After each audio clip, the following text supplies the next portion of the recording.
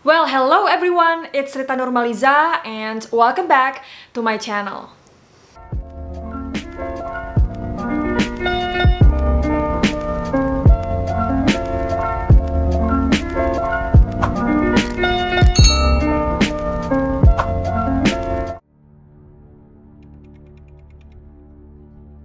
Sultan Agung Hanyokrokusumo adalah sultan ketiga dari Kesultanan Mataram yang memerintah pada periode tahun 1613 sampai dengan 1645. Di masa pemerintahannya, Mataram berhasil menjadi kesultanan terbesar yang menguasai hampir seluruh tanah Jawa, termasuk Madura. Rakyatnya juga sangat sejahtera karena Sultan Agung adalah seorang pemimpin yang sangat bijaksana. Tapi masa keemasan ini harus berakhir ketika sang sultan mangkat dan tahta diteruskan oleh anak beliau yang bernama Amangkurat ke-1. Amangkurat ke-1 bisa dibilang adalah alasan mengapa kerajaan Mataram berangsur-angsur runtuh. Karena di masanya terjadi banyak banget pembantaian dan kerusuhan. Penyebabnya tidak lain dan tidak bukan adalah karena cara memimpin Amangkurat ke-1 ini yang seperti seorang diktator, sehingga dia itu sangat dibenci oleh rakyatnya sendiri. Saking parahnya kekejaman yang dia lakukan, pernah terjadi pembantaian 5.000 ulama yang jadi tragedi paling mengerikan, paling menyedihkan di sepanjang sejarah kerajaan Mataram. Oke, seperti apa ceritanya? Make sure to keep on watching. Buat kalian yang baru di channel aku, halo, selamat datang dan selamat bergabung. Jangan lupa diklik tombol subscribe dan juga aktifkan notifikasinya supaya next time aku upload video kalian tidak ketinggalan. Channel ini adalah tempat aku untuk berbagi banyak hal ke kalian, mulai dari beauty and fashion, ada makeup tutorial, tips-tips seputar dunia fashion dan kecantikan. Terus ada lagi travel vlog, di mana aku akan membahas tempat-tempat yang bersejarah, tempat-tempat yang keren, yang seru pokoknya.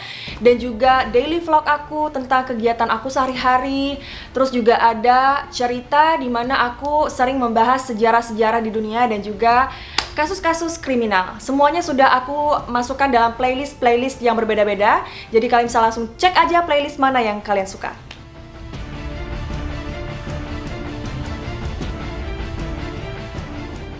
Sri Susuhunan Amangkurat Agung atau disingkat Amangkurat ke-1 adalah raja dari Kesultanan Mataram yang memerintah dari tahun 1646 sampai dengan 1677. Ia adalah putra dari Sultan Agung Hanyokrokusumo.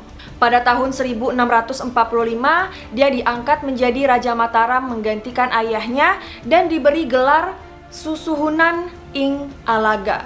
Ketika dinobatkan secara resmi pada tahun 1646, ia bergelar Amangkurat atau Mangkurat, yang lengkapnya adalah Kanjeng Susuhunan Prabu Amangkurat Agung.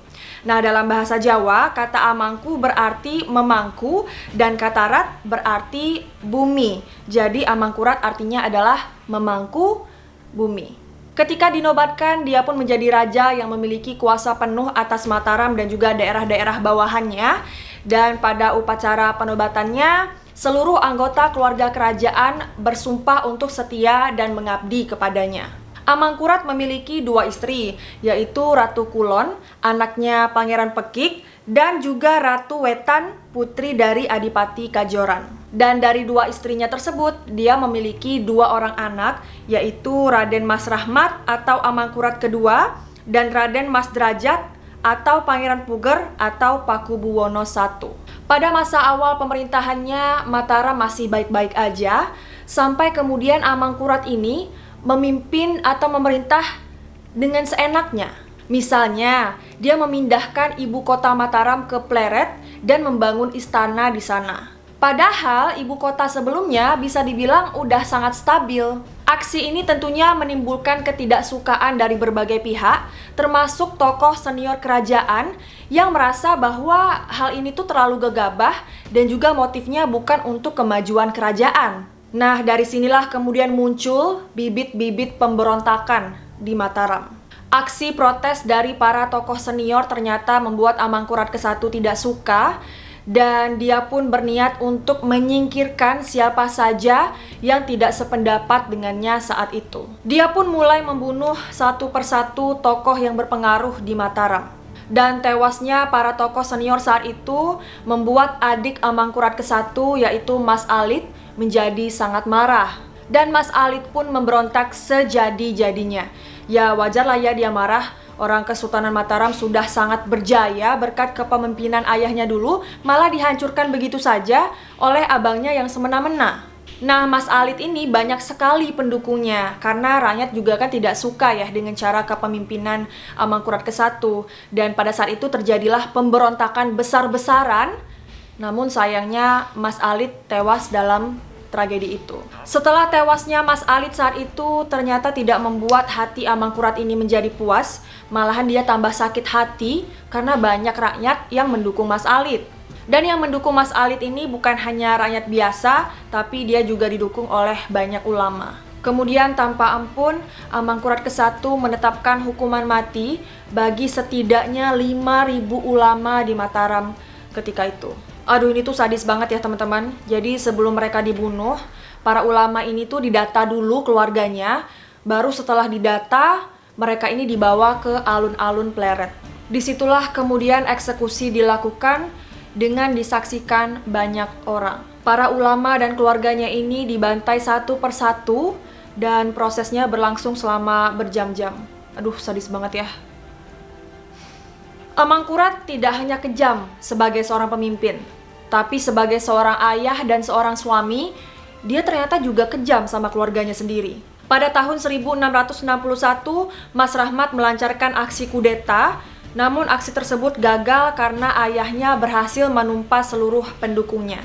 Dan pada tahun 1663, Amangkurat ke-1 berniat untuk meracuni Mas Rahmat, tapi untungnya aksi tersebut gagal. Nah, karena mereka berdua ini sering berantem ya, dan mungkin Mas Rahmat ini kesal lah dengan ayahnya.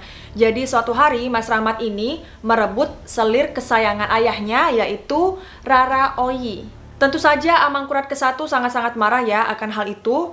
Tapi anehnya, dia malah menghukum mati Pangeran Pekik, yaitu mertuanya sendiri. Dia nuduh kalau Pangeran Pekik inilah yang menculik Rara Oyi dan membawa Rara ke Mas Rahmat. Tak selesai sampai di situ, Amangkurat juga berhasil menangkap Mas Rahmat dan juga Rara Oyi. Namun untungnya Mas Rahmat diampuni oleh ayahnya. Tapi dengan satu syarat, yaitu Mas Rahmat harus membunuh Rara Oyi dengan tangannya sendiri. Oh my god, can you imagine membunuh orang yang kalian sayang karena perintah dari ayah kalian sendiri? Kacau. Oke, ada salah satu kisah cinta paling dramatis dari Amangkurat ke-1, yaitu ketertarikannya akan seorang wanita cantik yang merupakan putri dari seorang dalang wayang. Wanita itu kemudian lebih dikenal sebagai Ratu Malang. Namun Ratu Malang ini sebenarnya sudah menikah dengan Kiai Dalem dan sedang hamil 2 bulan. Dan untuk melancarkan niatnya mengawini Ratu Malang, Amangkurat ke-1 malah membunuh suami Ratu Malang. Mengetahui suaminya dibunuh, Ratu Malang ini setiap hari menangis dan meratapi kepergian suaminya sampai dia jatuh sakit, kemudian meninggal dunia. Namun Amangkurat ke-1 malah menuduh kematian wanita yang dicintainya itu karena diracun oleh para selirnya yang cemburu sama Ratu Malang. Dan Amangkurat ke-1 yang kecewa karena kematian wanita yang dicintainya lalu menghukum mati 43 selir beserta dayang-dayangnya dengan cara mengasingkan mereka, kemudian tidak diberi makan sama sekali. Bahkan satu orang selirnya yang masih hidup di pengasingan akhirnya dikubur hidup-hidup di samping makam Ratu Malang. Mataram ketika dipimpin oleh Sultan Agung, ayahnya Amangkurat, Sultan Agung ini sangat membenci VOC. Antara Sultan Agung dan VOC memang cukup sering berperang, karena kita tahulah ya, organisasi dagang dari Belanda ini memiliki niat yang buruk dan mereka ini calon penjajah Indonesia. Namun ketika masa kepemimpinan Amangkurat ke-1, dia malah berteman baik dengan calon penjajah kita. Suatu hari seorang pangeran dari Madura yang bernama Trunajaya atau Trunojoyo yang sudah muak dengan kekejaman Amangkurat ke-1 ini melakukan pemberontakan besar-besaran yang membuat Amangkurat ke-1 mati kutu dan dia mau tidak mau menerima bantuan dan dukungan dari VOC. Namun meskipun telah dibantu oleh VOC, usaha mereka tetap gagal melawan Trunojoyo. Pada tanggal 28 Juni 1677, Trunajaya pun berhasil merebut Istana Pleret. Kemudian setelah istananya berhasil dikuasai oleh Trunajaya, Amangkurat ke-1 dan Mas Rahmat ini melarikan diri ke barat. Kesempatan tersebut pun diambil oleh Raden Mas Drajat, yaitu anak kedua Amangkurat, untuk menguasai keraton yang telah lemah.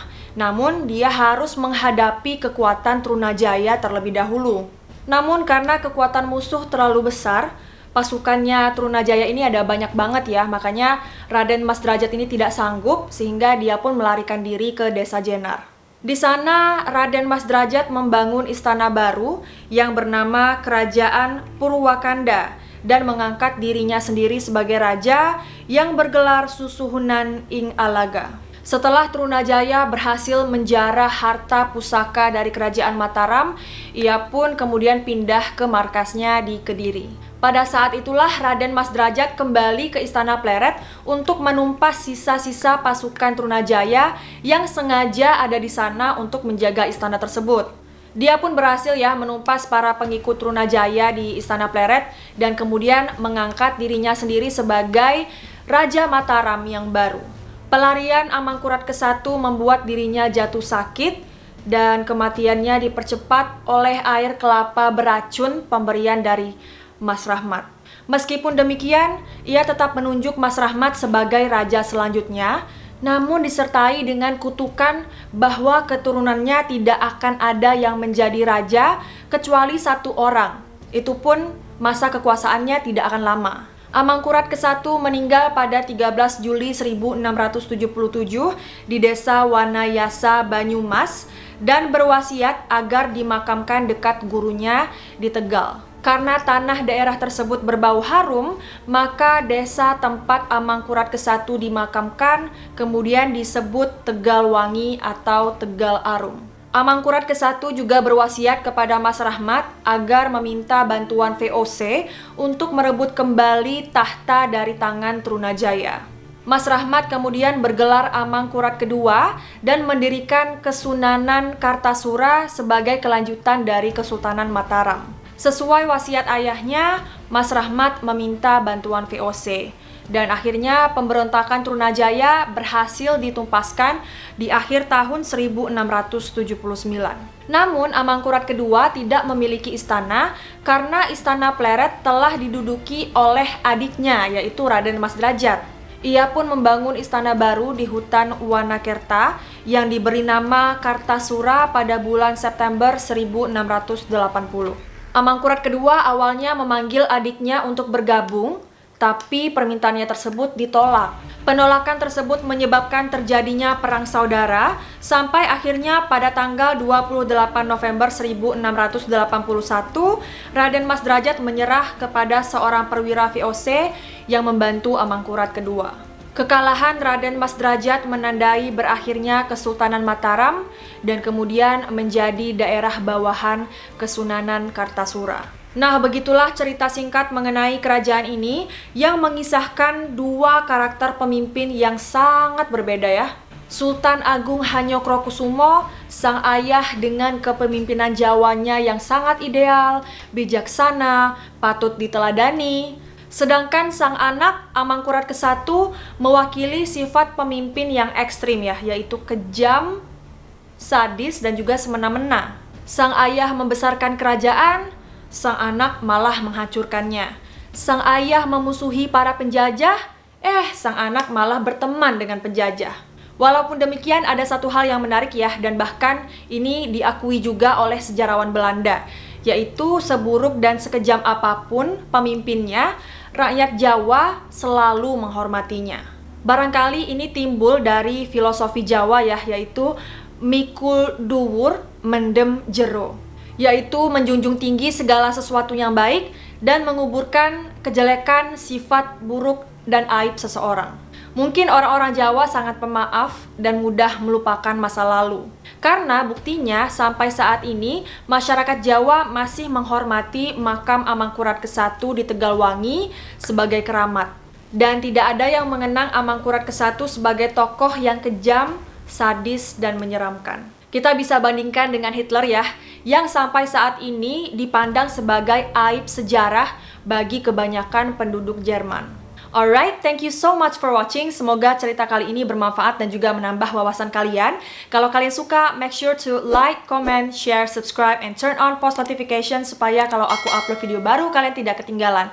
Kalau kalian punya request untuk aku bahas cerita yang lain, silahkan komen di bawah atau DM aku di Instagram @rita.nurmaliza. Oh ya, di follow juga ya @rita_nurmaliza_official karena di sana aku juga posting updatean tentang YouTube aku, kapan aku tayang, video apa yang aku akan bikin selanjutnya, dan kalian juga bisa request cerita yang lain di Instagram tersebut. Okay, thank you so much for watching. I love you all and I'll see you in my next video. Bye!